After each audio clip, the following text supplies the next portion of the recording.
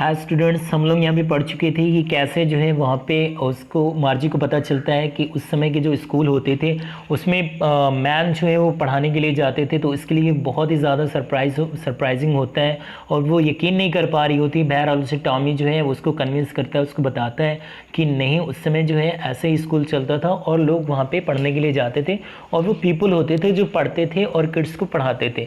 तो अब ये कहती है कि यहाँ पे 7 नंबर से देखते हैं कि ये कहती है कि मैन इजंट स्मार्ट इनफ। इसका मतलब है कि वो कहते हैं कि अच्छा फिर तो आदमी इतना स्मार्ट तो नहीं होता होगा। मतलब उसका कहने का मतलब ये था कि जैसे मेरा कंप्यूटर है या मैकेनिकल टीचर है, उतना स्मार्ट तो मैन एक नहीं होता होगा। तो ये कहते हैं नहीं होता है, श्योर ही इज़, नहीं होता है। मेरे फादर को ही देख लो, वो जितना मेरा टीचर जानते हैं उतना वो भी जानते हैं, बल्कि अगर एक टाइम के लिए कहा जाए तो वो उससे ज़्यादा ही जानते हैं। आई बेचा, बेचा यहाँ पे यूज़ किया गया है कि मतलब जैसे हम लोग बोलते हैं ना कि बेट, आई बेट, मतलब कि मैं शर्त लगा लो कि ऐसा ही है, तो वैसे ही यहाँ पे ये बेचा का यूज़ किया गया। ओके गैस, तो मार्जी उसमें बहरहाल मार्जी जो है प्रिपेयर नहीं थी कुछ आर्गुमेंट्स वगैरह करने के मूड में, तो वो ऐसे ही कह देती है कि ठीक है, लेकिन फिर भी मेरा मन तो नहीं कहता, मुझे अच्छा नहीं लगेगा कि अगर जो है एक कोई स्ट्रेंज मैन जो है, एक अजनबी आदमी मेरे घर में मुझे पढ़ाने के लिए आए। अब टॉमी की हंसने की और चिल्लाने की बारी थी, तो टॉमी कहता है यू डोंट नो मच मार्ची, तुम्हें ज़्यादा पता नहीं है इस बारे में कि टीचर जो है वो घर पे नहीं आते थे, वो हाउस में नहीं आते थे, हाउस में नहीं रहते थे, बल्कि उनके लिए एक स्पेशल बिल्डिंग होती थी और वहाँ पे किड्स लोग जाते थे और पढ़ते थे।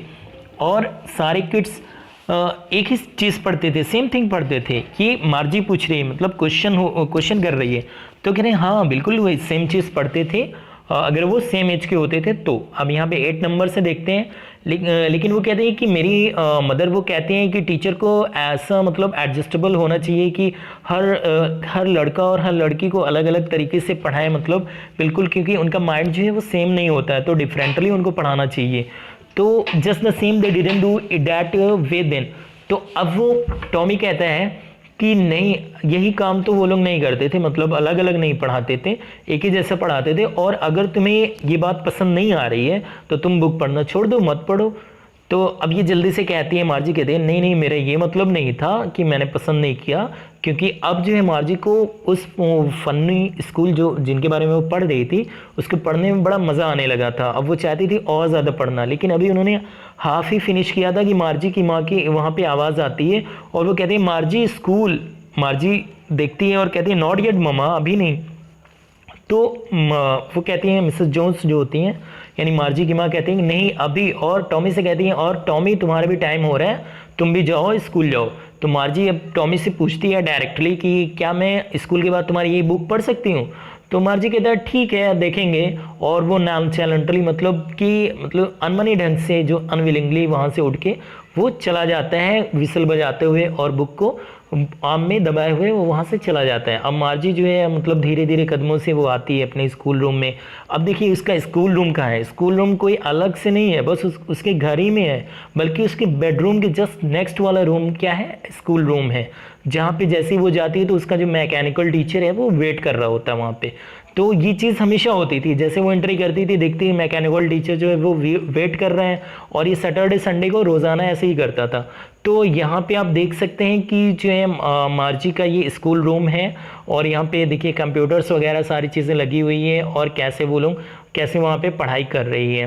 ओके नाउ, अब यहाँ पे जो है यहाँ पे मार्जी जाती है पढ़ने के लिए, और जैसे ही वो वहाँ पे बैठती है वैसे ही लाइट अप होने लगता है स्क्रीन पे, और वो कहता है कि आज का जो अर्थमेटिक का लेसन है उसमें हम लोग पढ़ेंगे कि एडिशन ऑफ प्रॉपर फ्रैक्शंस, ये पढ़ेंगे।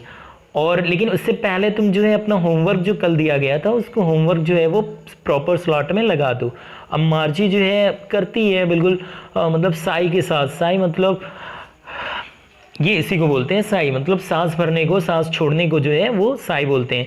तो साई करके वो क्या करती है, ठीक है वो लगा देती है, लेकिन अभी क्या है उसके माइंड में, वो बस स्कूल के बारे में सोच रही है, जो मार्जी के ग्रैंडफादर के भी ग्रैंडफादर जब छोटे से बच्चे हुआ करते थे तो उस समय कैसे स्कूल हुआ करते थे, जो अभी वो पढ़ के आई थी कि वो सारे किड्स जो आसपास के नेबरहुड के थे वो एक साथ स्कूल जाते थे, हंसते थे, शोर मचाते थे स्कूल यार्ड में, और एक साथ बैठते थे क्लासरूम में, एक साथ बैठा करते थे, और साथ ही साथ वो स्कूल जाते थे, साथ साथ स्कूल से आते थे घर और एक ही चीज़ पढ़ते थे। इवन उन लोगों को जो होमवर्क मिलता था वो भी सेम होता था और एक दूसरे की हेल्प करते थे होमवर्क करने में।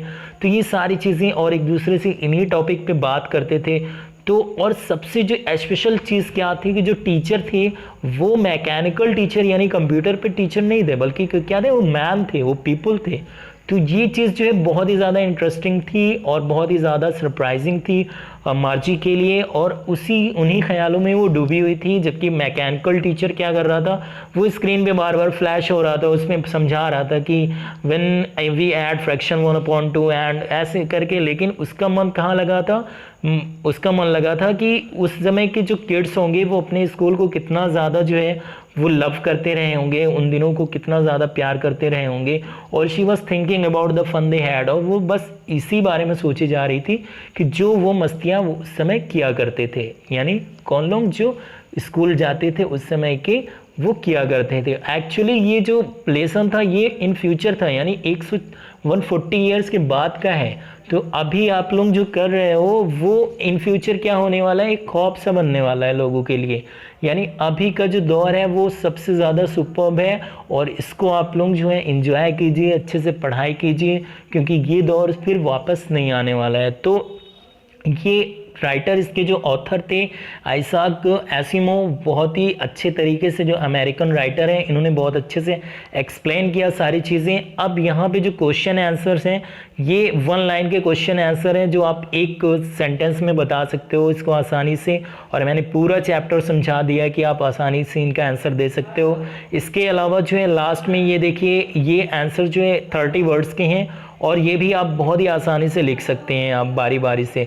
लास्ट का जो 2 क्वेश्चन आंसर है 100 to 150 वर्ड्स का, इसको भी आप लोग जो है कोशिश करिए कि लिख ले जाए और बाकी के आप नोट्स बनाइए। और अगर जो भी प्रॉब्लम है तो आप कमेंट बॉक्स में हमें बता सकते हैं।